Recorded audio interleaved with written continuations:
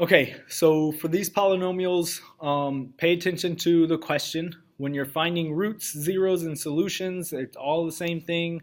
Um, First, get everything on one side. If it's an equation, n equal to 0, I didn't put that here, but then always check for a GCF. And then you ask your question, what is left?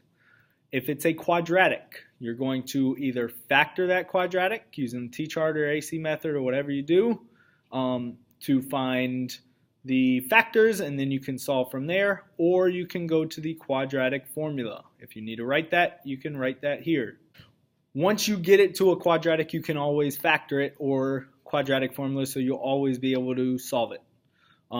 If it's a sum of cubes or difference of cubes, meaning it's a binomial cubic, it should be the sum or difference of cubes, you use the formula.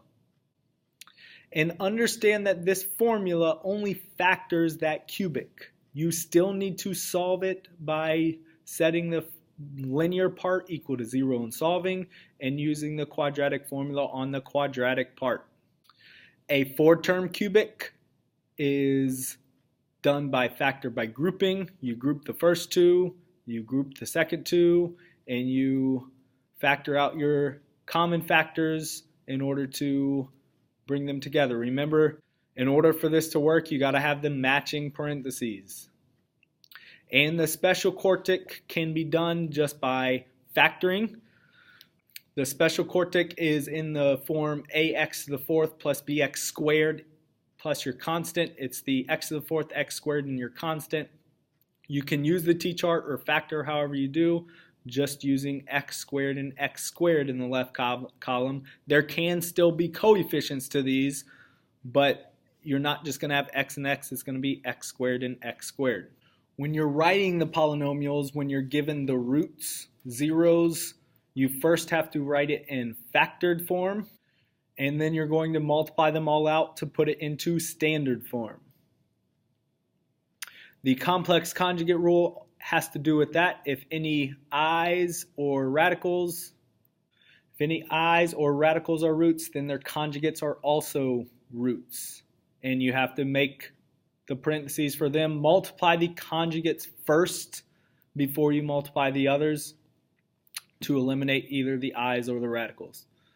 The synthetic substitution, you use the x value that's given to find p of a. You would use a here, and your answer is the remainder. That's what the remainder theorem says. The answer is the remainder. Going back to this one, finding all the zeros, roots, or solutions when you're given a zero or a root or a graph, you're using synthetic division to get it down to where you can factor it and find the rest. In the graph, you get your given roots or zeros where the graph crosses the x-axis.